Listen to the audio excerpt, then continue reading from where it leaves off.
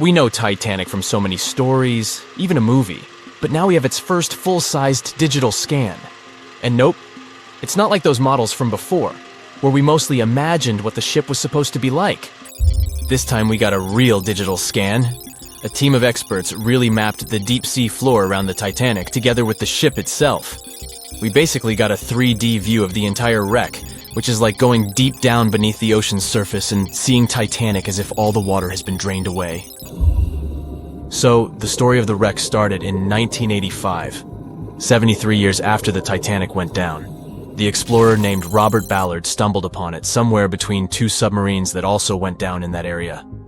He was actually on a different task back then, so he didn't even have time to explore the ship properly. But as he was searching for the submarines, he realized how ocean currents affect sinking debris. He noticed the heaviest object sank quickly and left a trail of debris behind, the trail that followed the currents. Using this knowledge, Ballard made a hypothesis the Titanic had broken in two and left a debris trail as it sank. Before he found the wreck, everyone thought the ship just went down in one piece after hitting an iceberg. So everyone knew where the ship was so the adventure could start, or not. It was hard to explore it. The ship is enormous, and the dark depths of the ocean make it really difficult to capture its whole body in one go. So we mostly relied on glimpses of the decaying ship, and had to settle with teasing scattered parts of the whole picture and filling it up with speculations and stories. But in the summer of 2022, we finally got something different. A team of experts from Magellan Loaded, a company specializing in mapping the deep sea, teamed up with Atlantic Productions, who were making a documentary about the project. They embarked on a mission to capture the complete view of the Titanic. They used submersibles. Those are vehicles that go underwater, remotely controlled by a team of skilled explorers. These submersibles dove deep into the ocean. It wasn't an easy job. They spent over 200 hours collecting information about the entire length and breadth of the wreck. It was like a real-life treasure hunt. But instead of finding gold and jewels, they took something even more precious. Over 700,000 images of the Titanic from every angle possible. Yup, they took photos of every tiny part of the ship, even the not-so-interesting bits most of us would usually skip. Even mapping the muddy parts was an important part, because it helped fill in the gaps between the more exciting things they discovered. And this was a way for all of us to finally get a detailed 3D reconstruction. Even though it's been more than 100 years, you can still recognize the bow of the Titanic, covered in rust that hangs down like stalactites. On top of the bow is the boat deck, where a big hole gives us a glimpse into the empty space where the grand staircase once stood, like a window into the ship's glamorous past. Its stern is now a wild mess of twisted metal. As the Titanic went down, this part collapsed and spiraled into the seabed. The bow and the stern ended up separated by about 2,600 feet. There's a vast field of debris surrounding this giant, stuck on the seafloor. This debris is like a scattered treasure trove, full of intricate metalwork from the ship, statues, and even unopened champagne bottles. There are also personal belongings that went down together with the ship, like dozens of shoes resting across the seafloor. It was a tough task to do, go down and take all those pictures. It may not sound that hard at first, considering it was the vehicle that really immersed itself into such deep parts of the ocean, not the people. But studying the ocean is hard.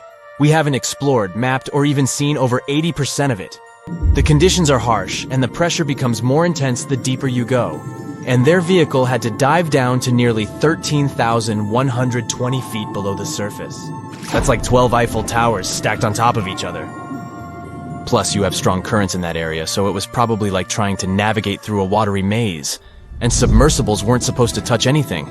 Even the slightest wrong step can damage the wreck that was already so fragile. It seems like the Titanic is frozen in time, so it will always be there waiting for us. But in reality, it's slowly disappearing. It's pretty obvious that the ocean water ruined it considering how long it has been down there. But it's not just that. The wreck itself has become a home for a specific type of bacteria Halamonas titanicae that even got named after the famous ship. These bacteria have a special ability. They can survive inside rusty formations known as rusticles. They kind of look like icicles, those spikes of ice that form when water falls from something and freezes. These bacteria have a taste for iron, which is abundant in the ship's hull. For them, it's like a real buffet down there. And as time goes by, These bacteria will keep eating away at the iron in the ship, bit by bit, until one day the feast comes to an end and the whole ship is gone. It's like a slow but steady recycling process.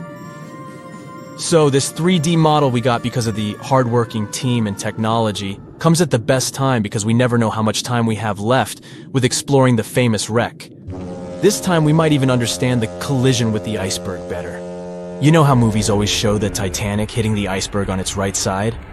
Well, we can't even be certain about that. The scans could help us figure out if the ship actually grounded on the iceberg, like getting stuck on it. We can study the stern and analyze how the Titanic struck the seafloor. That will also help us understand what really happened during the sinking. Maybe we'll get a chance to discover if there was really a strong fire that sealed the fate of the Titanic. One theory says that the coal fire had been raging for a whole 3 weeks before the ship even took its first and last trip. And this could have made its hull weaker, which means most of the work was done. The iceberg just delivered the final blow, if there even was an iceberg, as some people wonder. There's an alternative theory they suggested where the Titanic may have actually hit a hidden mass of pack ice instead of a typical iceberg.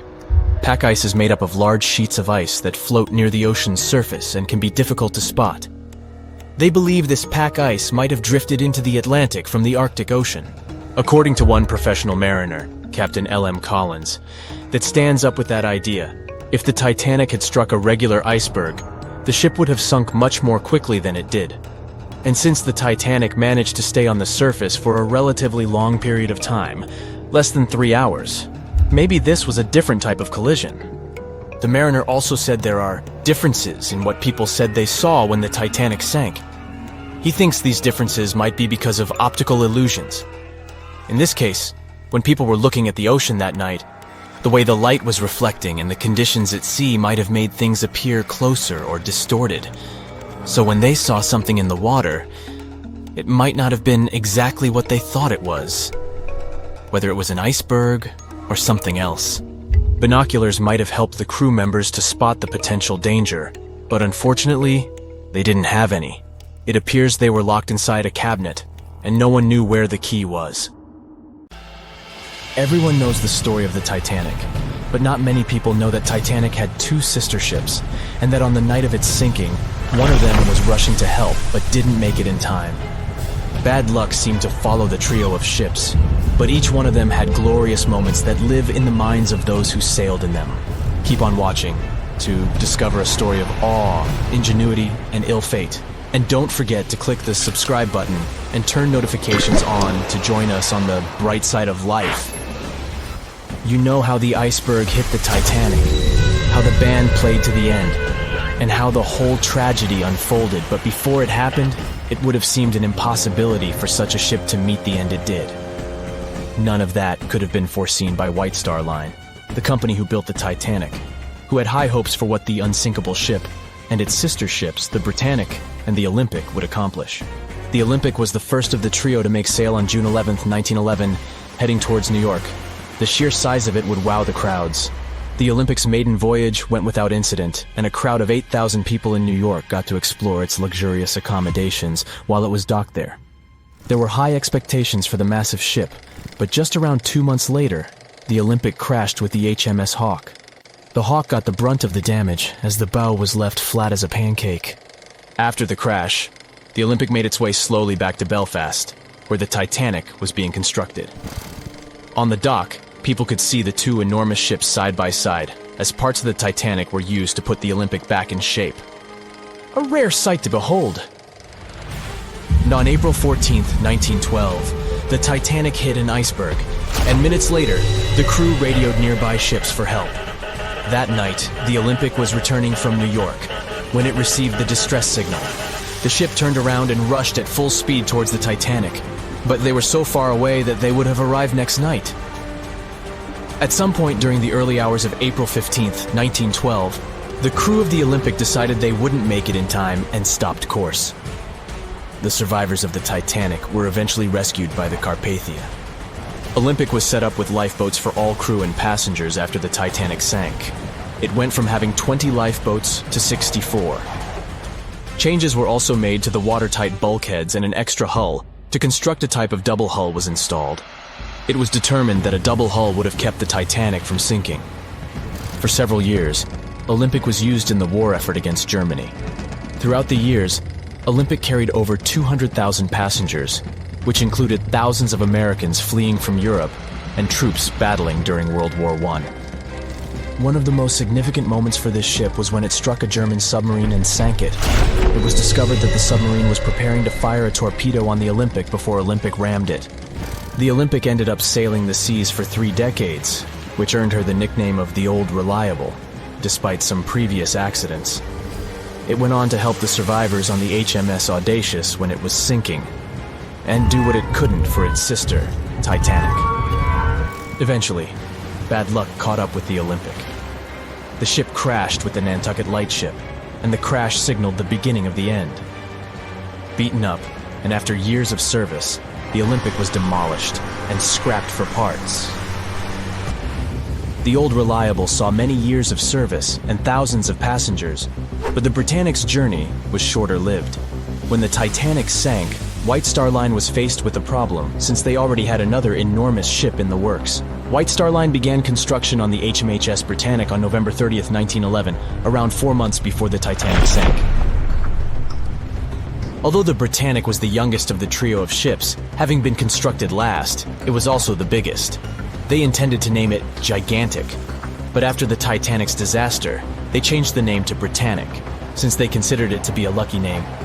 With the Titanic sinking, the White Star Line underwent rigorous investigation, and many changes were made to the Britannic's design. The Britannic looked very similar to the Titanic, and it had what was at the time the largest marine turbine in the world, able to reach faster speeds than the Olympic. With Titanic's fate fresh in their minds, everything possible was done to ensure the safety of this newer ship. The Britannic was eventually launched on February 26, 1914, almost 2 years after Titanic met its end. After the Titanic's disaster, the White Star Line wanted the Britannic to redeem their name. The Britannic was on its way to becoming a successful ship. It transported passengers for over a year and a half when the British government requisitioned it and turned it into a hospital ship during the beginning of World War I. The ship became an even more impressive sight to look at. It was painted all white, with enormous red crosses on its side to indicate it was a hospital ship. One of the ship's surgeons, Dr. J.T.H. Beaumont, thought of it as the most wonderful hospital ship that ever sailed the seas. It could treat as many as 3,309 patients at once. This is how the Britannic became His Majesty's Hospital Ship, or HMHS Britannic. Though the sight of this magnificent ship must have put a smile on a wounded soldier's face or two, the Britannic didn't operate for long. Just a year after it was turned into a hospital ship, the Britannic was making its way through the Aegean Sea to pick up wounded soldiers, when it was struck by a loud explosion. The passengers didn't know what had happened, but headed to the deck to disembark. It is unclear what hit the Britannic, but the general consensus is that it was struck by a mine left by a German U-boat, though some still believe a torpedo hit it. The captain tried to move the ship to a beach close by, but the ship was sinking fast. In the desperation, against the captain's orders, several crew members launched lifeboats and disembarked. But since the ship was moving and the propellers working, the lifeboats were sucked and destroyed by the propellers. Though so much effort had gone in to ensure the Britannic was safer than the Titanic, whatever explosion occurred left the Britannic in the same dire condition as the Titanic in just 10 minutes. In a cruel twist of fate, it also sank in the ocean. Unlike Titanic's enormous death toll, only 30 people perished in the sinking of the Britannic, and over 1,000 survived. So many people survived because the accident happened in the morning, when the temperature of the water was warmer and the Greek island Kea was close by to offer help. In the end, the Britannic only sailed the seas for over 2.5 years.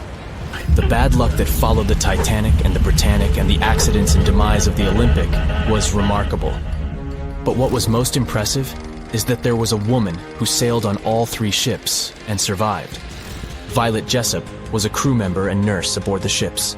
She was there when the Olympic collided with the HMS Hawk in 1911 and disembarked safely. 2 years later, she escaped the sinking of the Titanic in lifeboat number 16, and she showed some women it was safe to board the lifeboats. You'd imagine that would be enough to keep her from ever getting on a boat again, but not for her. A few years later, she served as a nurse in the Britannic while it was used as a hospital ship. When the explosion occurred, Violet jumped overboard, was pulled under by the water, and hit her head on the keel but survived. Can you imagine her experience? She must have had nerves of steel. All in all, the trio of ships saw journeys of triumph and tragedy. Ill fate might have followed them, but all the survivors were left with incredible stories to tell. So tell us, Brightsiders, would you have liked to have seen any of these ships in real life? Let us know in the comments section. Don't forget to give this video a like, share it with your friends, and click subscribe to stay on the bright side. Back when it was built, the Titanic was one of the largest and most luxurious passenger ships, with high-class features like a grand staircase, a swimming pool, and a gymnasium. People thought it to be unsinkable because of its advanced safety devices. Its tragic sinking on its maiden voyage in 1912 proved it wasn't at all the case. It wasn't until 1985 that the Titanic's wreck was finally rediscovered using state-of-the-art sonar technology. Ever since, thousands of items have been recovered from the Titanic, many of them being put on display or sold for auction. Things like jewelry, a life jacket, a menu from the ship's restaurant, or even a sample square of carpet from the first-class stateroom have all baffled the public and told stories of the many on-board people. Scientists have even tried to come up with strategies to get the Titanic back up, not because they want to put it up for display, but so it can be properly studied, and more importantly, to stop it from getting more and more damaged at the bottom of the ocean. Some have suggested filling the wreck with ping-pong balls to make it float, while others even considered injecting it with 198,000 tons of Vaseline. Another creative solution was proposed, the idea of using a giant claw or scoop to lift the Titanic. Nobody came up with this device. Using 500,000 tons of liquid nitrogen to trap it in an iceberg that would float to the surface was also considered, but all these potential strategies had to be eventually let go, since the Titanic is way too fragile to ever be recovered. As the Titanic's iconic bow railings are in danger of collapsing, metal-eating bacteria continue to chew away at the ocean liner's wreckage. An undersea exploration company plans to gather data about the ship's deterioration in annual expeditions. They hope this will help them learn more about the Titanic, and also more about the ecosystem that shipwrecks create. The over 100-year-old ocean liner is also being damaged by deep-sea currents daily. Some experts predict that the ship could disappear in a few decades due to holes in its hull. The deck that passengers crowded on as the ship sank has caved in. The gymnasium near the grand staircase has also fallen in, and a 2019 expedition found that the captain's bathtub, which became visible after the outer wall of the captain's cabin fell away, is no longer there. Those annual expeditions also gather data about the creatures living at the site, including crabs and corals. Surprisingly, many species have only been seen there at the Titanic wreck, so scientists are curious to find out more about them. The most famous out of all these creatures is the Halamonas titanicae. It's a bacteria, and it was discovered on the wreckage of the Titanic. What's interesting about this creature is that it's able to thrive in extremely salty environments. It's also been resistant to several antibiotics, unlike other types of bacteria. It's probably because of this super bacteria that the deterioration of the ship's iron hull happened so fast. The expedition will also look at the debris field and its artifacts. On the site, there are still traces of little personal items like clothes and luggage. One of the most interesting stories about Titanic artifacts is that of the passengers' shoes. Most of the Titanic items that have been lost at sea deteriorated or disappeared completely. But not the shoes. They seem to be able to resist the harsh conditions. On top of that, the leather in most shoes is perfectly preserved, probably because of tannin, a substance used in the tanning process of leather. It helped the shoes resist the damaging bacteria found underwater. All this exploring might have gotten you all excited. If that's the case, I have some good news to share. You might even be able to join the expeditions. To personally explore the Titanic, you have to plan ahead and apply to be a mission specialist with OceanGate. the company responsible for the journey. However, this experience does come with a high price tag of $250,000. Despite the cost, this once-in-a-lifetime experience is in high demand because of the limited spots available. If you can afford the exploration, you will have the chance to collaborate with renowned specialists in marine biology, oceanography, the Titanic, DNA, and the deep ocean. Accommodations and meals on the dive support vessel are also included, as well as training and guidance from specialists before and during the mission. Lastly, you don't even need to bring your own gear, as the expedition equipment is included as well. Sure, ships have evolved and modernized over the years, and these days we have technology that is way better than that available on the Titanic.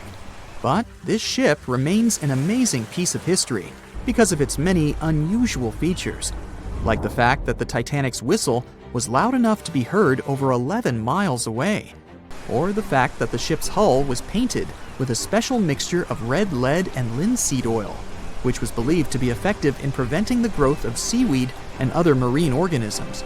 However, despite popular belief, the ship's iconic fourth smokestack was not functional and was only used for ventilation and aesthetics. Probably one of its biggest flaws was its number of lifeboats. Despite its size and luxury, the Titanic only had 20 lifeboats on board, which were not enough to save all of its passengers and crew once it hit the iceberg.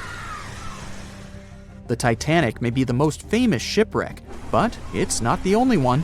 The fleet of Kublai Khan tells a similar story.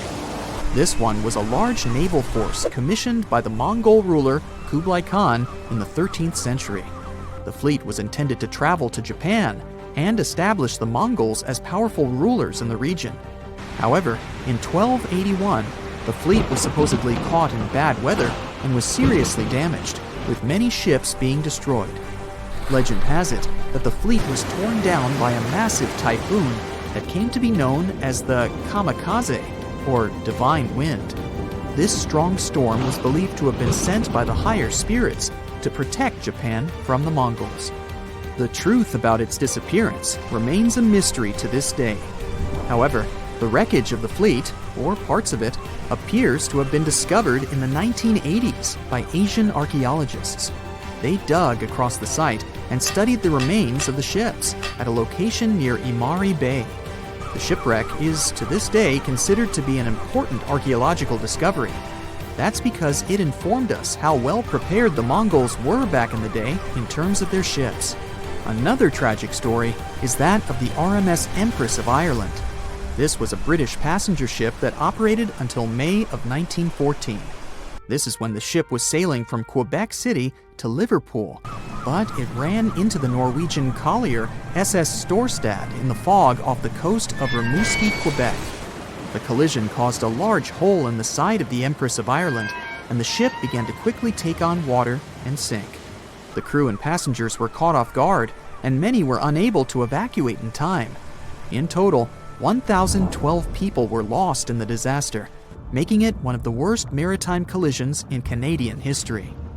Rescue efforts were hampered by poor visibility and the fact that many of the lifeboats were damaged or unusable.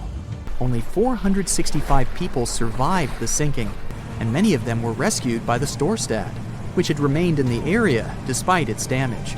The sinking of the Empress of Ireland was a national tragedy in Canada, and it led to changes in maritime safety regulations and the establishment of a Coast Guard. The ship still lies at the bottom of the St. Lawrence River, where it has become a popular dive site for enthusiasts.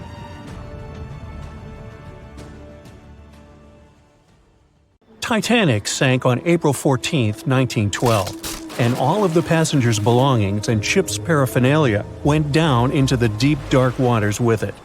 These objects patiently waited to be discovered until 1985. Titanic sank fast, and there seemed to be almost nothing left from the ship. Yet divers in small submarines managed to retrieve plenty of artifacts from the wreckage. If you wonder what those surprising items look like, hey, join me. A number of museums have collections of Titanic items rescued by divers or donated by survivors and their relatives. And some of those items are even sold at auction. So if you're ready to spend a pretty penny on an exclusive artifact, Hey, why not? The first artifact on my list is a pocket watch belonging to a Titanic passenger, John Chapman. John and his wife Elizabeth were on their honeymoon. When the ship hit the iceberg, Elizabeth was offered a seat on a lifeboat next to her friend Emily Richards. There was a problem, though. Mr. Chapman couldn't enter the lifeboat. Elizabeth turned to her friend Emily and said, "Farewell. If John can't go, I won't go either." Now, that's what I call true love. After a short time, the ship went under. If we step back and return to Chapman's pocket watch, we'll notice one more heartbreaking detail. Experts believe the watch stopped around the time the ship finally submerged. Do you remember the iconic scene in the Titanic movie where the ship's band continued to play while the ship was sinking? The violin, played by the real musician, was sold in an auction for $1.7 million in 2013. They say the band played "Nearer My God to Thee" as the ocean liner sank. Since we started talking about the band, we might as well shed light on a piece of music found on the ship. It was the song "Put Your Arms Around Me, Honey." Considering the fact that paper gets ruined almost instantly when it meets with water, it's a miracle to see those documents. Another saved paper document is the lunch menu. The first-class passengers wore their beautiful dresses and enjoyed their meals without knowing that it was their last lunch. This unique item was auctioned for $122,000. Meals were offered based on class. For instance, a first-class passenger would eat roasted turkey with cranberry sauce, spring lamb, or baked haddock. In comparison, a third-class lunch consists of stuff like rice soup, fresh bread, roast beef, and brown gravy. There were also cabin biscuits, which the passengers would eat to diminish seasickness. It wasn't just the menu. A VIP ticket was also retrieved. The ticket number is still readable, 1342. Number 5 is Edwardian perfume samples. A chemist named Adolf Saalfeld stepped onto the Titanic with various perfume bottle samples. Why did he bring these samples with him? Well, Saalfeld planned to open a fragrance store in America. 61 vials of perfume sank with the ship. Luckily, their owner managed to survive and get there safely, but his samples sank and were only rediscovered some time ago by the divers. When we accidentally drop a plate, it usually shatters into pieces. Now, there's a question. Do you think an unbroken plate can be recovered from Titanic? The answer is yes. Original White Star tableware is proof. Apparently, each class of passengers didn't just get different meals, but was also served with different types of plates. The retrieved plates have a green and brown floral motif. The edges have a gold rim, and there's a logo in the center. By the way, they're sold at auction, and you can find them online. Let's carry on with touching personal stories. The love story of Rose and Jack that we see in the movie is fictional, but the ship surely witnessed many romantic tales. Here's a love letter to prove this. The messages tell us a story about how life was on the ship during the last few days. It was written by Kate Buss on April 10th. She mentioned how seasick she felt and other things, such as she was supposed to go to dinner in a half an hour. This letter wasn't the only letter divers took to the surface. For example, there's the letter Esther Hart wrote to her little daughter Ava. It was sold at auction for £119,000. This letter is probably the last letter written on board, since it was completed only 8 hours before the tragedy. The letter is not that damaged because it was in the pocket of Esther's husband's coat. Another letter we can mention is Dr. John Simpson's letter. Those words were the last words that he wrote to his mother. Let me introduce you to Edith Rosenbaum. She was on the ship with her lucky toy pig. Edith had been severely injured in an accident before she sailed on the big ship. The toy was a present from her mother as moral support for her recuperation process. It was actually a music box in the shape of a pig. Edith used it to calm frightened young people in the same lifeboat. The next item on the list is the scout whistle of Lillian Winifred Bentham. She was a second-class passenger. On that terrible night, Lillian was in her stateroom. She didn't believe that the Titanic could sink. After all, it was the unsinkable ship. Her friend came to her and convinced her to hop into a lifeboat. Only then did she realize how serious the situation was. Moments later, she saw the ship break into two parts. As the lifeboat floated into the night, Lillian saw a crewman who was also rescued. Without a second thought, she wrapped the man with her fur coat. It was freezing, so she probably saved the man's life by doing that. The young man wanted to thank her for her kindness, so he gave Lillian a scout whistle. It was the whistle he used throughout the night to call for help. This pair of white gloves is one of the rarest artifacts recovered from Titanic. These cotton gloves belong to a gentleman. The owner's identity is unknown. Fabric can't last underwater for decades, but these gloves look fine, and you can still see the fine detailing and elegance. An alarm bell has also been found. Yes, that's the famous bell, the one that rang to warn people about the iceberg. Frederick Fleet and Reginald Lee were on lookout duty the night of the accident. Both of them survived. Fleet was the one who saw the iceberg before the ship struck it. What's ironic is that Fleet and Lee didn't have access to binoculars. They were stored in a locker in the crow's nest, but the key to the locker was in the pocket of a crew member who was reassigned to another ship at the last minute and didn't leave the key. They could have seen the iceberg sooner if they had had pairs of binoculars. If they had had it, the Titanic could have gotten out of the way. Divers discovered not just belongings of passengers or the crew, but also pieces belonging to the ship itself. Our next artifact is the Grand Staircase. Some parts of this iconic structure are recovered from the wreck. Turns out that this staircase became a meeting spot among first-class passengers. If they wanted to visit the Turkish baths for a spa day or eat dinner, they met at the staircase and went together. This staircase was a sign of how luxurious some parts of Titanic were. Another miraculously saved object that belongs to the ship is its plan. It was one of the most expensive artifacts sold at auction. The plan is around 30 feet wide. What else? The logometer was also discovered. It's a device used to check the sailing speed of the ship and the distance it covers. The experts say that from the start at noon on April 14th, the device logged 268 nautical miles. And there's more.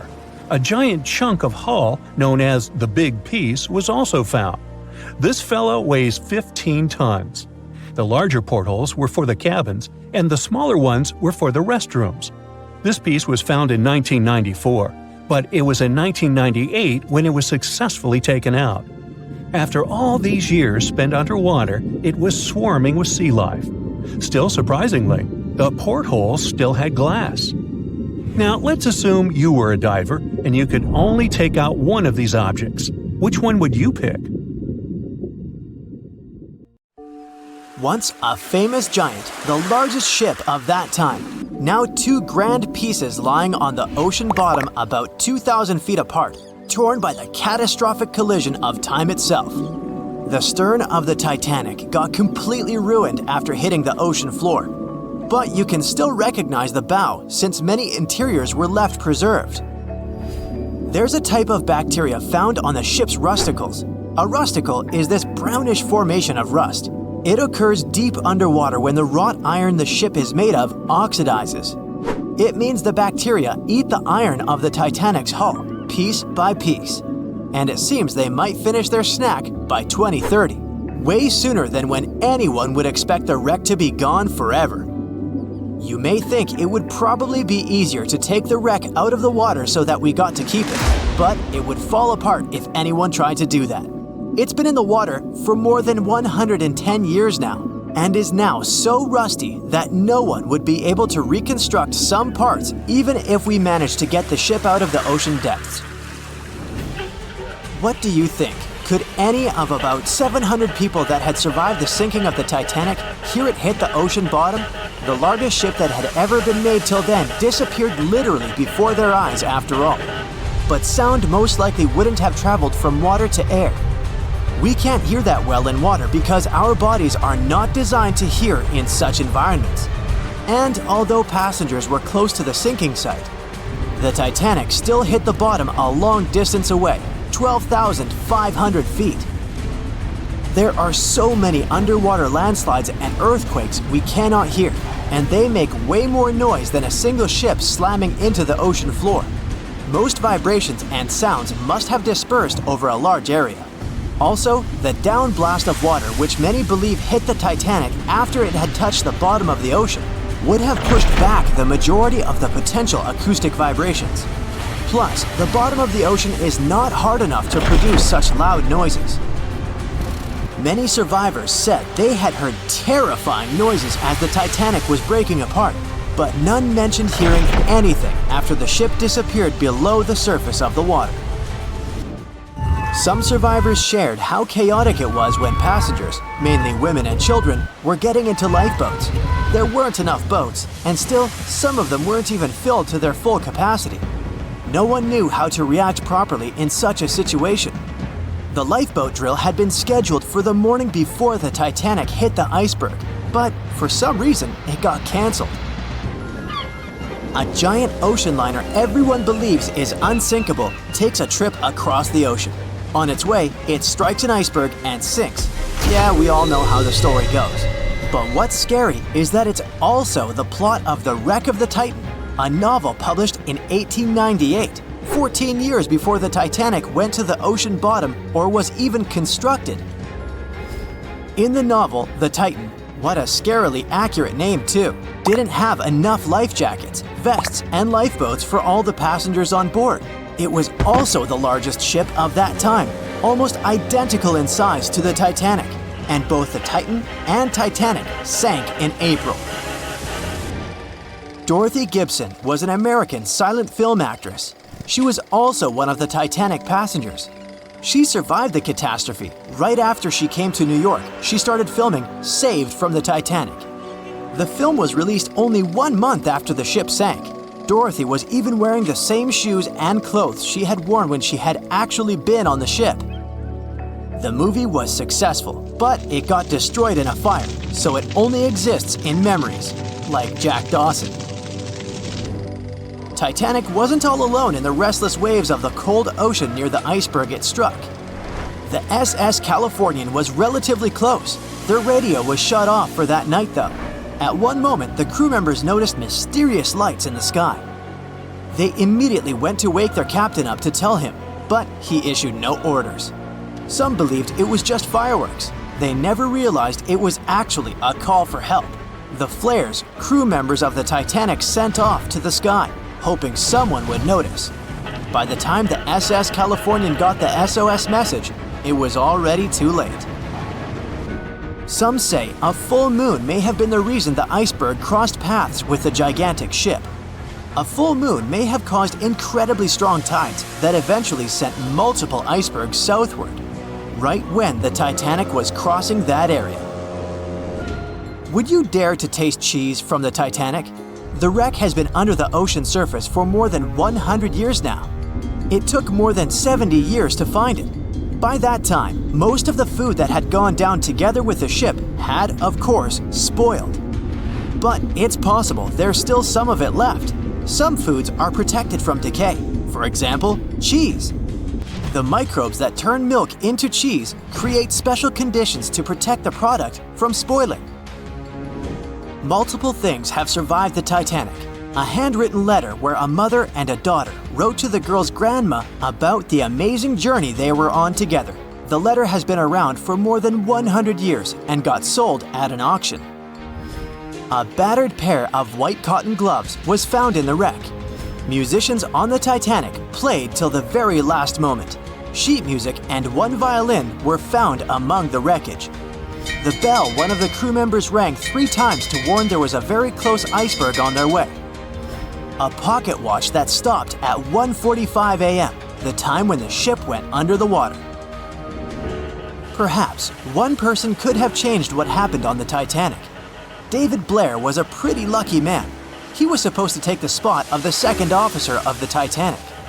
He was pulled out at the last moment, which eventually saved his life. It was a great thing for him, but something clouded his joy. What if he was the only person who could have done something to save the ship and the passengers?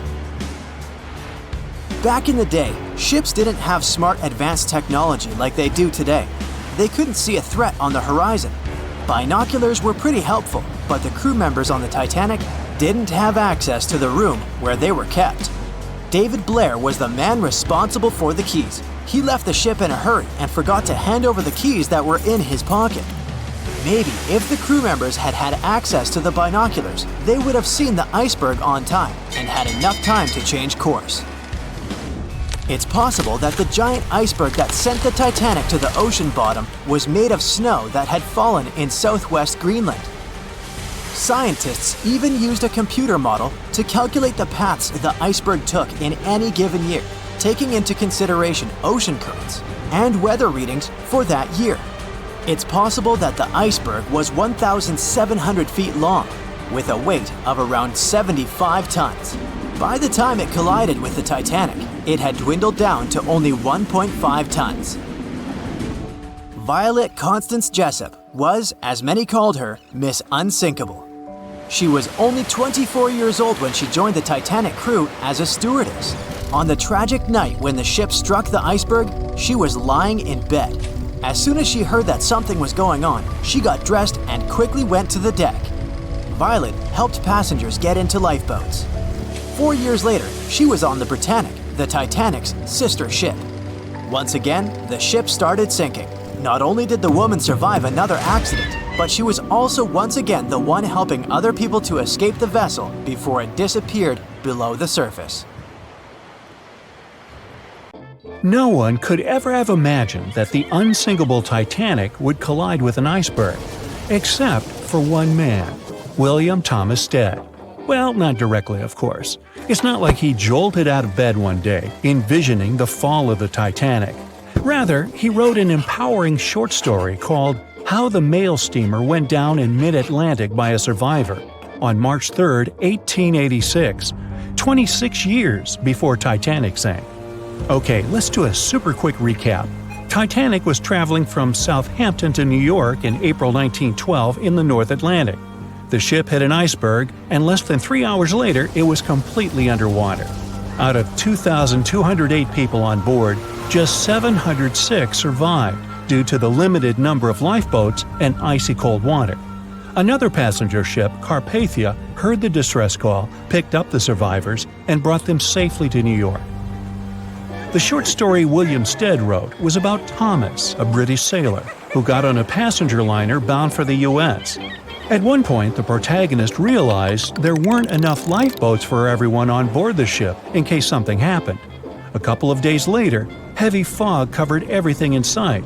Luck was not on the liner's side, and it collided with a stray ship, just like Titanic struck an iceberg. Only 200 out of the 916 people made it safely to the U.S. The main character managed to survive by jumping into the water and climbing into one of the lifeboats. Now, you'd think that the story riled up everyone in the industry to add extra lifeboats on ships. But sadly, it received very little attention when it was published. Even more tragically, William Thomas Stead was on Titanic when it sank, and he didn't make it. The survivors who knew Stead mentioned that he had always been cheerful and had loved to chat during meals. He complimented the ship's design and how sturdy it was. Witnesses also talked about how he had been helpful when the ship had been sinking, having given his life jacket to someone else. He was a journalist by profession and was on his way to New York for a ceremony. One of his most important contributions to modern journalism was the use of illustrations in every newspaper article. He also introduced newspaper interviews, and they're still used to this day along with illustrations. But this story wasn't the only published work that predicted the disaster. Morgan Robertson was an author and former ship captain who wrote short stories and novels. His most notable novella is The Wreck of the Titan. It's also known as Futility. The book was written in 1898, 14 years before Titanic. It was a fictional story about the Titan, an ocean liner similar to Titanic, which was crossing the North Atlantic. It's also a coincidence that Titan was just as fast as Titanic and shared many other similarities, like size and design. The book described it as unsinkable and the largest ship to hit the ocean at the time. That's what they said about Titanic, too. Another eerie similarity was the limited number of lifeboats it had. The story took place in April, and that's when Titanic set off on its journey and hit the iceberg. The Titan story also mentioned that barely anyone had survived that horrible accident. Unlike Stead's story, the protagonist of Robertson took a different path. The Titan sinking happened somewhere halfway through the book, so after the accident, the main character went on with his life. The book was brought back into the spotlight after the Titanic disaster. How could someone describe the events that took place almost a decade later so accurately? Many started to believe Robertson could see the future.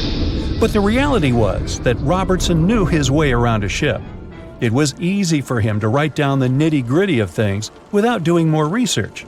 Realistically, one of the biggest threats for ships at that time was hitting an iceberg or colliding with other ships. The next story sounds somewhat mysterious. Once, Alex Mackenzie heard a voice that warned him not to board Titanic. But when he turned around, there was nobody there. As he continued walking, the voice spoke to him again. But this time, it was louder and more distinct. He took the warning seriously and decided to cancel the trip and go back to Glasgow, Scotland, his hometown. His grandparents weren't too happy to find him back home instead of on Titanic. After all, the ticket was very expensive. That disappointment very soon disappeared when they heard that the ship had struck an iceberg. John Coffey was a member of the crew of Titanic, but he decided to ditch the ride when the ship stopped at his hometown in Queenstown, Ireland. His inner voice told him to get off the liner, and he did. He was only 23 at the time, and for someone his age, it could be a major career boost and an opportunity to grow. Despite the horrible tragedy, the guy signed to work with the RMS Mauritania just months after the Titanic sinking. Talk about commitment. Some added info was revealed about what may have contributed to the fall of Titanic. The constructors insisted that the ship was unsinkable, but many people later theorized that the vessel's steel plates had been too frail for the freezing Atlantic water. It may have caused the rivets to pop, allowing ocean water to seep inside. Another theory is that there may have been a fire in the hull of the Titanic that had been raging for 3 weeks before the voyage. The fire softened the steel, allowing the iceberg to cut through it like a hot knife through butter. Some pictures before the ship set off on its journey show black marks on the hull, which could have been caused by fire. Either way, the iceberg would have caused significant damage in any case, no matter if there was a fire or not. Some people also blame those who designed the Titanic. The ship was built with large joints at the bottom, which probably snapped easily during the collision. Of course, these are all theories, but we know for a fact that the iceberg was the main character of this drama, and that the works of Stead and Robertson should have been taken seriously. Either way, this should be a lesson for the future, helping to prevent similar tragic accidents. By the way, ocean liners and passenger ships wouldn't exist if it hadn't been for Thomas Newcomen. In 1712, he invented a steam engine that was so strong it could produce enough energy to power a ship. And a century later, in 1819, the first steamship traveled across the Atlantic Ocean to Liverpool, UK. It only took the vessel 29 days to cross the ocean. The passenger ship industry boomed in the early 1900s when it became easier for people to move to America or go on holidays. As decades rolled by, the use of aircraft stole the spotlight from passenger ships, since planes were faster and more efficient. Nowadays, it's quite rare for a passenger ship to collide with anything in open water. Modern technologies can detect anything that can pose a threat and even predict stormy weather. Cruise ships these days are giants compared to the vessels of Titanic's era. Modern ships can carry almost twice the number of passengers and have amenities folks back then could only dream of. Most cruise ships these days have several restaurants to choose from, multiple swimming pools, and game rooms to catch a break. If you're in the mood for some fun, you can watch live performances. Don't forget about the helicopter pad, because why not? Don't worry if you start feeling unwell. The in-house doctors are always there to help any passenger in need. And these ships are only going to get bigger. Putting Titanic and a modern cruise ship side by side is like comparing a Corgi to a Doberman. Back then, Titanic was the biggest and most cutting-edge vessel anyone could dream of. So, who knows what the future of cruise ships can hold? We might even have entire cities floating around. That would be a really big boat. They were on their way to the New World when a rendezvous with an iceberg crushed all of their dreams and hopes. There was panic and tears and heartbreaking goodbyes, like that of Jack and Rose. Or was there? Let's see how well you know the real story of Titanic. The love story of Jack Dawson and Rose DeWitt Bukater was inspired by true events. What do you say? Is it a myth or a fact?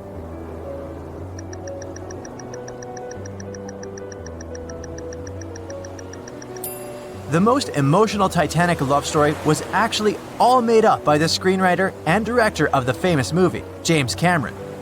Some passengers featured in the movie were real though, and by a mere coincidence, there was a J. Dawson on board. His name was Joseph, not Jack, and he worked as a coal trimmer. The most expensive object lost with the Titanic was a painting by Pablo Picasso. What's your take on this one?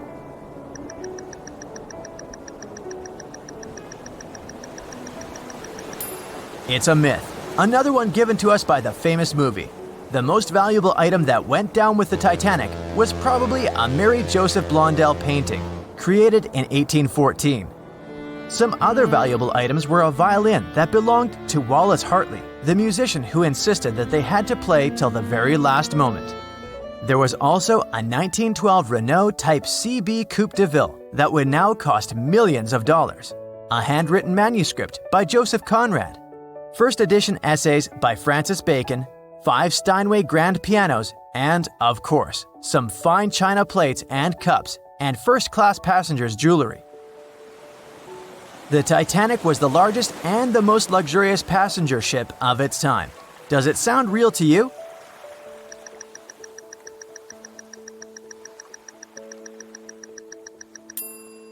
Yep, it's totally true.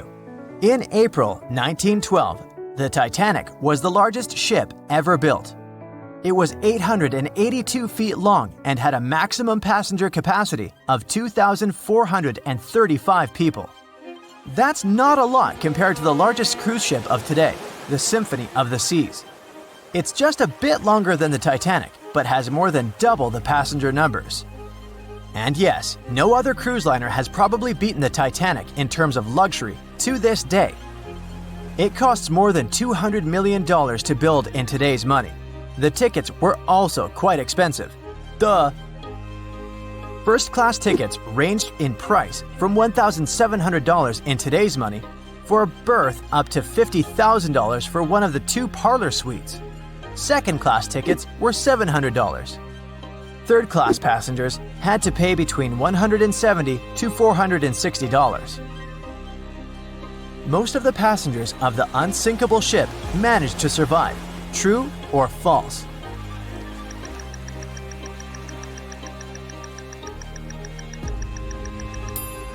Sadly, it's false. Only 37% of all the passengers actually survived the meeting with the Titanic. Around 61% of the first-class passengers, 42% of the second-class passengers, and 24% of the third-class passengers made it out alive.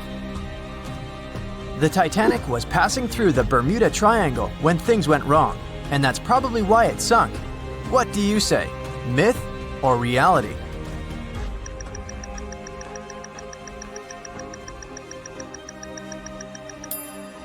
It's 100% a myth. The Titanic never even came close to the Bermuda Triangle. The liner sank about 400 miles south of Newfoundland, which is a huge distance to the north of Bermuda, the infamous area where ships and planes disappear without a trace. We might have the moon to blame for the sinking of the Titanic. True or false?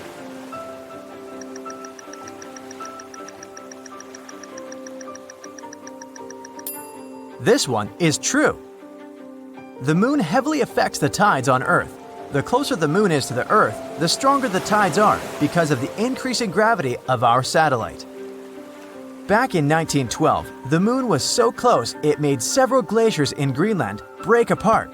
Massive chunks of ice that broke off from the glaciers started floating south. The supermoon event came just 6 minutes after a spring tide, the alignment of the moon, the sun, and the earth that makes their combined gravity reach its peak twice a month. And the day before, our planet had come the closest to the sun that year, which made the gravity even stronger. This mixture of events created perfect conditions for one of the most powerful tides in history. Icebergs breaking off from Greenland's glaciers drift off to the coastal waters of Labrador and Newfoundland, where they often run aground. To move on, they need to either melt and become lighter, or catch a high tide that would carry them further. The 1912's tide was as high as it gets. So they shifted many shipping routes south because of the huge amount of icebergs. But not the Titanic, of course, as they believed it was unsinkable.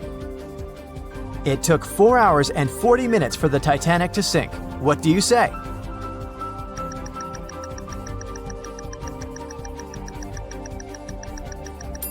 It's false, and if you're a Titanic expert, you definitely know it was actually 2 hours and 40 minutes. And this was slow enough, given the damage caused by the iceberg. It didn't sink faster, thanks to the ship's construction. There were 16 watertight compartments in the lower part of the ship. They worked as a lifeline. When the iceberg crashed into the hull, it broke into 6 boxes. The Titanic could have stayed afloat only if 4 compartments had been damaged. Water filled the first 6 compartments within 1 hour. During this time, the ship tilted slightly to the right side. Then, water began to flood the 7th box when all 6 boxes were filled. And from that moment, the sinking rate was growing with every second. The ship's bow sank under the water, and then the stern filled up. One of the leading reasons for the Titanic tragedy was signal rockets. True or false? What's your take on it?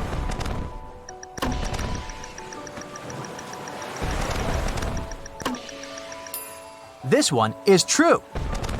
When any ship sinks, the crew members must release red flares. It's a signal to all nearby ships that someone is in trouble. But for an unknown reason, someone put white lights in the Titanic's rocket box. When the ship crashed into an iceberg, the crew members released white flares. Another ship, SS Californian, was nearby at the time. Its captain knew the Titanic was going through a dangerous iceberg area. The crew of this ship didn't see the Titanic in the dark, but they noticed white rockets. Radio communication between the vessels didn't work. The SS Californian operator turned off the receiver. The Californian captain felt that something was wrong, so he sent a Morse lamp signal to the Titanic. But it was too late. The ship was already underwater, so no one could respond.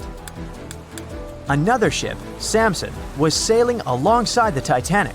It drifted with lights off since it was catching seals, and that's not legal. When the captain saw the Titanic's white rockets, he thought it was the Coast Guard. So Samson sailed away as fast as they could. They realized they had abandoned the drowning passengers once they made it to Iceland and learned the horrible news. In 1996, one expedition managed to raise the Titanic from the ocean floor. Do you believe it?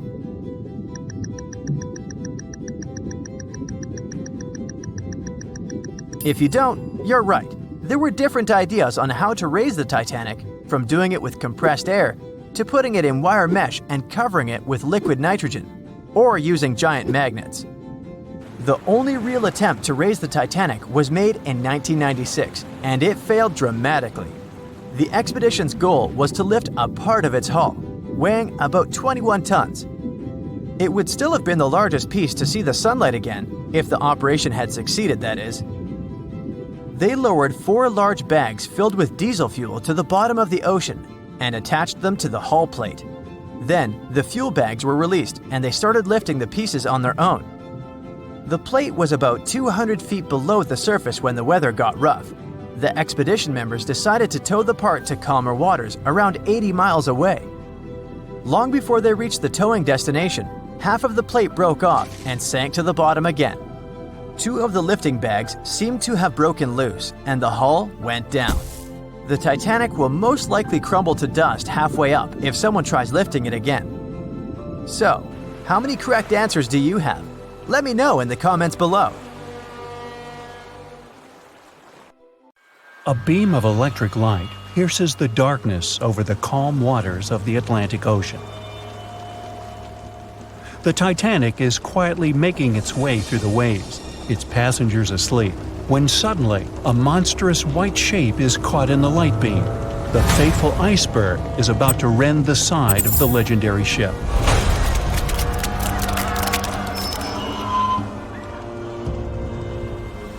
April 14, 1912. Only 2 days before someone will take a photo of a giant iceberg with a pretty unusual elliptical shape.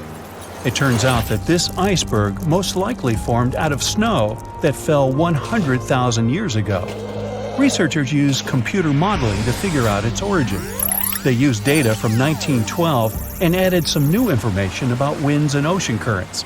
They concluded that the iceberg was probably a part of a small cluster of glaciers in southwest Greenland. These days, it's possible to calculate the routes of such icebergs in any given year in the past. So the infamous chunk of ice was on its way from Greenland to an area further south from Cornwall. If the ship had passed through that region only 2 days later, the iceberg would have moved far away from the point where they met. At first, the weight of the most well-known iceberg in the world was 75 million tons. With time, it started to slowly melt away. And when it sank the Titanic, its weight was only 1.5 million tons. By the time of the collision, it had probably been melting for months, but it was still a true monster. When the Titanic sank, the iceberg was 400 feet long, and more than 100 feet of its surface was above the water. Some people believe it was a supermoon that caused the Titanic to sink. That night, there was a rare lunar event. It hadn't happened for 1,400 years.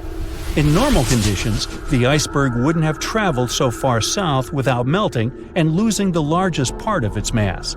But the supermoon could have been the reason for an unusually high tide that pulled the iceberg away from the glacier way faster than usual. There's a specific type of bacteria that slowly consumes the remains of the Titanic. Salt corrosion, ocean currents, freezing temperatures, plus this rust-eating microorganism might consume the entire wreckage. American actress Dorothy Gibson was aboard the Titanic. She survived, and when she arrived in New York, she started filming a movie called Saved from the Titanic almost right away. The movie was released only a month after the Titanic sank, and in the movie, she even wore the same shoes and clothes she had during the actual disaster. The movie was a big success at that time, but the only known copy was destroyed in a fire. 14 years before the Titanic sank, a novella called Futility had been published, and it seemed to have predicted the whole event. The plot centered around a fictional ship called the Titan that sank during its voyage. The Titan was almost the same size as Titanic, and they both went to the bottom in April. The reason was hitting an iceberg, too. Both the real and fictional ships were described as unsinkable, and both of them had the legally required number of lifeboats, which, as it turned out later, were nowhere near enough. We've seen it in the movie, but there were some real-life love stories happening on the Titanic, too. 13 couples even took a trip on the Titanic as part of their honeymoon. One of the couples owned Macy's department store in New York. Once it became clear the Titanic was rapidly sinking, the woman refused to go into a lifeboat without her husband. But he didn't want to join her while there were still women and children who he thought had to go first. Then his wife gave her coat to her maid. She insisted that the maid should get into the lifeboat, and she wanted her to be warm. As for the woman herself, she decided to stay with her husband till the end. Some people believe Titanic sank because of a mummy, not an iceberg.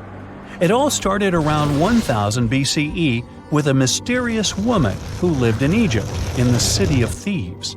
People knew little about her, but they called her a priestess. Her mummy was put in a wooden sarcophagus and covered with a large lid with the image of her face and some mystical inscriptions. This place had been hidden until the first half of the 19th century, when a group of locals accidentally came across it. They disturbed her peace.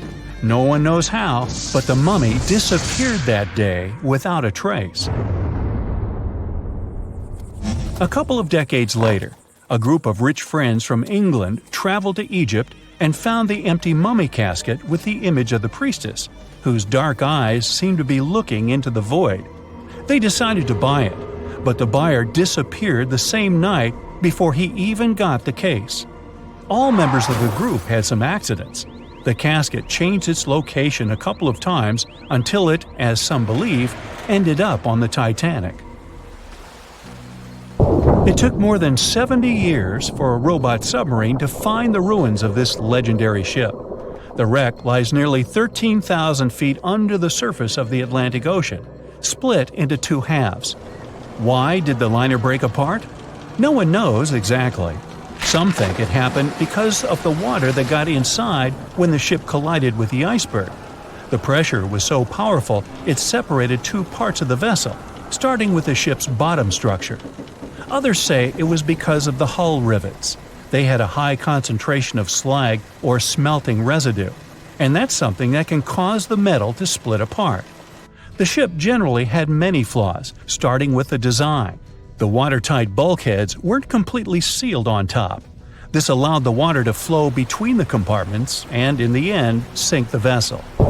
The iron of the ship's rivets and steel of the hull ended up ruined because of high sulfur content, cold temperatures, and high speeds. The steel shattered and the rivets popped out quite easily. Because of this, Titanic sank 24 times faster than it would have otherwise. If the ship had hit the iceberg head-on instead of ramming it with its side, it would have probably stayed afloat. How come the crew members didn't have binoculars? It would have surely helped them spot the iceberg on time and maybe even avoid the disaster. But the binoculars on the Titanic were locked in a storage cabinet. Only one crew member had the key, and he had been transferred off the ship right before it set sail. He later said he hadn't remembered to hand over the key. But even without the binoculars, the ship might have had some time to change course and avoid the collision if the crew had gotten some warning. But that's the thing, someone did warn them. About an hour before the incident, a ship that was relatively close to Titanic, the SS Californian, sent a message to inform them it had stopped because of dense ice field. But the warning never got to the Titanic's captain. Some experts say it was because the radio operator didn't think it was that urgent. And later, the SS Californian said they didn't get a call for help from the Titanic because their radio operator was off duty. Some say the crew on the Titanic couldn't spot the iceberg on time because of an optical illusion. Atmospheric conditions that night probably caused super refraction, which could have camouflaged the berg. After all, no one actually saw the iceberg until it was too close to the ship to somehow avoid the crash.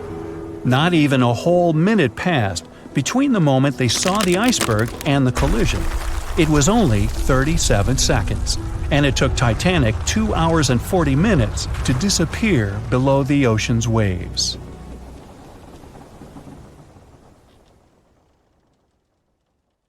The year was 1854, and the SS Arctic, the fastest passenger liner of its time, set out to cross the Atlantic. As it sailed through the misty veil, it slowly disappeared into the unknown. The Cunard Line, an American shipping company, was started in 1818 and only began seriously trading in the transatlantic by 1835. Its steamships crossed the Atlantic from Liverpool to New York within just 10 days. Doesn't sound like a great speed today, I know, but back then, the same thing took other ships several weeks. Light on the water with their wooden hulls, powering through with a strong steam engine, those steamships were the favorite choice for many high-profile people. What could go wrong with such an advanced ship, they thought. This reminds me of some other ship everyone believed to be unsinkable. But anyway, back to the Cunard Line. It grew to be a serious contender on transatlantic routes, with only one other competitor, the Cunard Line. It was a British company also aiming to be the main force through the Arctic Passage. In 1835, the company received a new ship that traveled to Liverpool and came back to New York with the largest cargo ever at that time. From then, the Cunard Line was steadily growing. It seemed like there would only be future successes for it.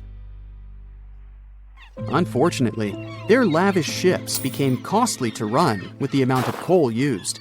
Massive power along with weak wooden hulls meant they needed many repairs after each voyage. So, every trip ended up being expensive. But since the ships were safe and had a great reputation, people were willing to pay the price, and the company was definitely not in crisis. They had achieved something no one had managed to do before them. Like I told you, their ships crossed the Atlantic in a whopping 10 days, and Edward Collins, the owner, was very determined to maintain the pace. Their 5 ships easily outran the Cunard Line of only 3. With this great praise, it provided more attention. Though the Cunard's ships were slower with their iron hulls, they believed there was still profit, regardless of how slowly they sailed. Among Collins' ships, the Arctic, the third of them to be launched, was the largest, reaching 284 feet long, with 2 side-lever steam engines, each with 1,000 horsepower. The paddle wheels made 16 revolutions a minute when at full speed. At the time of its launch, the press called it the most stupendous vessel ever constructed in the United States. But glamour and fame couldn't avoid what would come next. On the 27th of September, the Arctic was on its journey from Liverpool to New York, continuing a speed pace through the thick fog. It's possible that by that moment, after 4 years of record-breaking trips, the crew became overconfident with their sailing and the ship. Going only 50 miles from Newfoundland, they carelessly continued through the fog with no radio contact, sonar, or any other form of identifying objects, equipped only with Morse code. A smaller ship, the SS Vesta, which operated as a fishing vessel, often worked around Newfoundland. It was passing through the same path as the Arctic and crashed into its side. Shocked by the collision, the captain of the Arctic offered help to the much smaller Vesta, but it was soon clear that the damage that seemed minor on the Arctic was far worse. Beneath the waterline, a hole was letting water into the hull. The cost of the much faster wooden hull now seemed less valuable. They steered toward land, trying to plug the holes, but they weren't doing so well, and the seawater continued to pour in, filling up higher and pushing the ship down. And finally, once the engine room was full, it put out the boilers, taking away the massive power the Arctic was once legendary for. They moved slowly until coming to a complete stop. The ship continued to sink, and the order was to abandon it. At the time, maritime law allowed for the Arctic to carry only 6 lifeboats, only capable of saving 180 people. The crew and some of the passengers managed to push their way aboard and took most of the seats on those boats. Things were pretty wild, and everyone forgot about their manners, not letting the ladies and the youngest ones board first.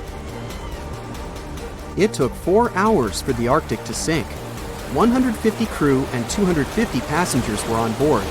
Those that weren't able to find a lifeboat made a desperate attempt to build their own rafts from parts of the ship. 2 days later, only 3 boats made it safely to the shore. The other 3 were never found. Believe it or not, the rescue party also saved some people that had been clinging to the wreckage for 2 days. Unlike the crew, the captain went down with the Arctic, but amazingly survived. He would be only one of 85 people that made it, out of the 400 on board. When the news arrived 2 weeks later, the public responded with great sadness to the losses. Great anger soon followed towards the poor safety measures in the crew. The press published demands to change the laws for more lifeboats. It only made sense to have enough for every person on board a ship. But they ignored those requests. This neglect would lead to more disasters in the future. Enough lifeboats would only come into maritime law some 60 years later, after the disaster of the Titanic.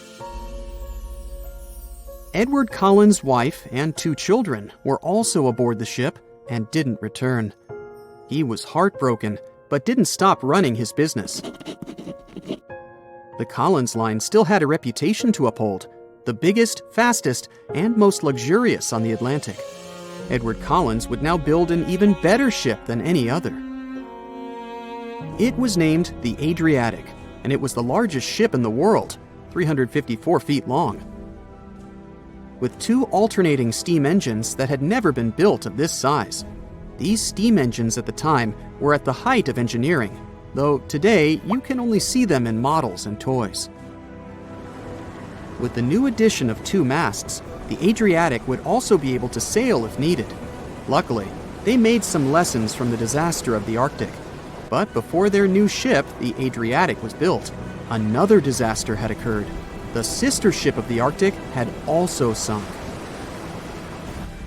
They believed this second ship was desperate to stay in front of the Cunard Line and hit an iceberg somewhere during the race. This weird contest took the lives of 141 people. The desperation of Collins and his weakly built hulls pushed the company towards bankruptcy in 1858. The newly built Adriatic, costing over $1 million, had only made one voyage in the end. And even that voyage was considered a disaster. The ship collided with a tugboat. It still managed to finish its maiden voyage at a suitable time.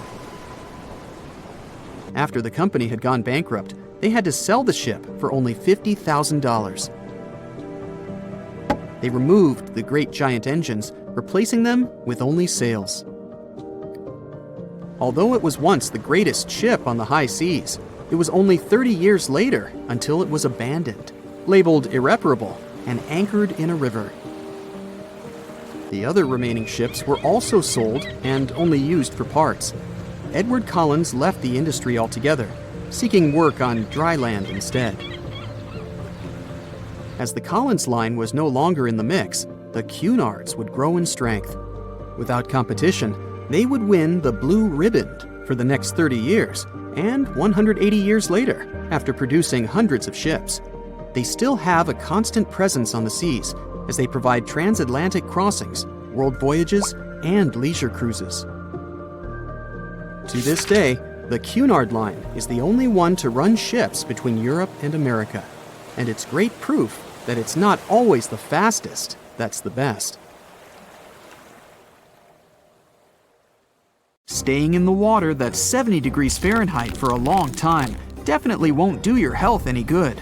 A water temperature of 50 degrees Fahrenheit is a nightmare. It feels much colder than the air of the same temperature. The passengers of the Titanic were in 28 degrees Fahrenheit water. Can you imagine how cold it was? Even the iceberg that the Titanic met was warmer.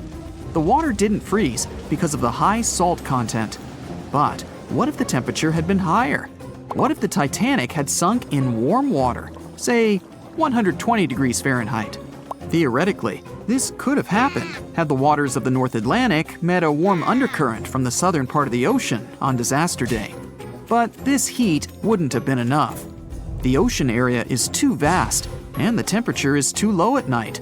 The warm undercurrent alone wouldn't have made a difference for people who were overboard. But if the Titanic had sunk in another place at one particular moment, perhaps then all people could have been saved, thanks to an incredible natural phenomenon. Now, on board everybody, our voyage to a parallel universe begins. It's a moonless night on April 14th through 15th. The Titanic crashes into an iceberg. Icy water floods the lower decks. The captain sends a distress signal. The nearest rescue ship, Carpathia, is 58 miles away from the sinking Titanic. At maximum speed, Carpathia will get there in 4 hours. That's quite long, even in warm tropical waters, since your body loses heat anyway. The Titanic begins to sink. The crew downs lifeboats. Some of the passengers jump overboard. The ship is going under the water. There are no boats left, so you jump along with other passengers. It feels as if you got inside a huge iceberg. The water is so cold that it's hard for you to move. You can't even scream because there's no air in your lungs. But at this moment, you feel a pleasant warmth coming from the depths. The heat rises above your knees and waist, then reaches your neck. Finally, you regain control of your muscles and can breathe deeply. You notice that all the other passengers feel the same warmth. The water becomes a little hot. It makes you happy. But in a moment, horror replaces your delight. The ocean begins to foam. And not because of the high temperature, but because something is rising from the ocean floor. You hear a heavy, low sound coming from the depths. It's not a sinking Titanic, but something bigger. You can see a huge iceberg nearby. It's melting, and a huge chunk is breaking off from it. A million bubbles appear on the surface. Then you feel something hit you in the leg. Thousands of strange lightweight rocks are rising from below. There are also massive plates among them. People use them as lifeboats. You climb on one of those rocks and look at the ship. It doesn't sink, since all the water is bubbling and pushing the vessel up. You take one of the small rocks and understand everything. It's pumice. An underwater volcano has woken up right under the ship. Thousands of tons of volcanic rock are floating to the surface. When it erupts, its magma shakes the entire space, heats the water, and destroys the seabed. But it doesn't result in anything destructive on the surface. The enormous pressure of hundreds of millions of gallons of water suppresses the volcano's power. Molten rocks of the Earth's crust are pressed against the seabed, and pumice rises to the surface. And here's why it happens. The upper part of Earth consists of many solid parts, tectonic plates. These plates collide with each other and divide. And when one part separates from another, the magma immediately comes up. So, all volcanoes are these unstable fault sites. If the Titanic had sailed over one of these areas during an eruption, many passengers would have been saved. Back in the parallel universe, you notice the Titanic starts sinking again. The water is no longer bubbling. The volcano has gone out. In a matter of seconds, the ocean turns icy again. Fortunately, you have your pumice lifeboat. This is enough to wait for rescuers. But let's imagine a situation with no underwater volcano and an iceberg. A situation when the water was warm from the very beginning. One of the engines in the motor compartment of the ship breaks down. Several pipes burst because of increased pressure, and now there's a crack in the ship's body. Water is filling the lower decks. The ship is sinking. People evacuate on lifeboats. There's less panic since the night is warm and no one is freezing. Each passenger gets a life jacket. The ship is breaking. You understand that you have to jump. The Titanic goes underwater. Many passengers fall overboard in horror. They dive into the dark ocean and immediately come to the surface. Panic and complete chaos take over. The ship disappears in the dark, and finally, it's all silent. A few minutes pass, and you notice there's no panic at all. The water is warm. Almost all passengers have life jackets. Someone is floating on the wooden ship wreckage. After a couple of hours, the water no longer seems so comfortable. The ocean takes away your body heat. To keep warm, passengers swim closer to each other in a tight circle. Yeah, now it's quite possible to wait for another couple of hours till the rescuers come. People on lifeboats sail closer and take those who freeze on board. Passengers take turns, 20 minutes in the water, then 20 minutes in boats. It's essential not to take your clothes off. Even a wet outfit helps keep your body warm for longer. And when it seems that everyone is saved, somebody screams. A girl in a boat looks scared. She trembles with fear and points her finger into the black water. Passengers try to see what's there and notice a triangular fin. 1, 2, 3. There are so many of them! The noise of the sinking ship has attracted a group of sharks. And now, they are circling the survivors, hoping to satisfy their hunger. They're swimming slowly. It doesn't look like they're going to attack. But you should keep your eyes open, as these fish are some of the world's most aggressive and dangerous sharks, the bull sharks. They can be agile, fast, and unpredictable. They don't swim in the cold waters of the Atlantic, but the water in this parallel universe is perfect for them. The sharks are strong and sturdy. They create the illusion of slowness to relax their prey. They're called bull sharks because of their short, blunt muzzle, like that of a bull, and they like to hit a target or other sharks with their forehead. Several fish are ramming boats. Someone falls into the water. Fortunately, people help them back on board. The sharks aren't going to retreat. Chaos and panic ensue. People are screaming and splashing the water with paddles to scare away the fish, but it doesn't help. One of the sharks opens its toothy mouth and clings to a boat. At this moment, you notice more fins nearby. A pack of great white sharks arrives at the party. They are some of the most dangerous animals on the planet. They're big, fast, and strong, and their 300 triangular teeth lined in several rows are sharp as blades. Great white sharks swim around the boats and scare away the bull sharks. You fall off the boat and see a big fin approaching you. Fear awakens the survival instinct in you. You're trying your best to swim away from the shark as far as possible. Of course, it's useless, since the shark is much faster and will definitely catch you. You feel your foot touching the shark's nose. The other foot gets into the toothy mouth. You scream in horror. After a second, the shark lets you go. Great white sharks rarely attack people. If they bite, it's just to test you. After all, the shark's favorite prey is seals. It simply loses interest if it realizes you aren't a seal. But if the shark is starving, it doesn't matter to it what kind of prey you are. Lucky for you, this one is not like that. Those survivors in the boats have almost nothing to fear either. Great white sharks don't attack them. They can push boats slightly, but only to test them. The great white shark is swimming away from you. But a bull one appears, and it looks like it's hungry. The shark is swimming towards you, opens its mouth, and a loud ship horn penetrates the water. This is the RMS Carpathia that has come to the rescue. All the sharks swim away scared. All passengers are saved. Back in our universe, another ship that had been nearby could have saved the passengers much earlier. But that's another story.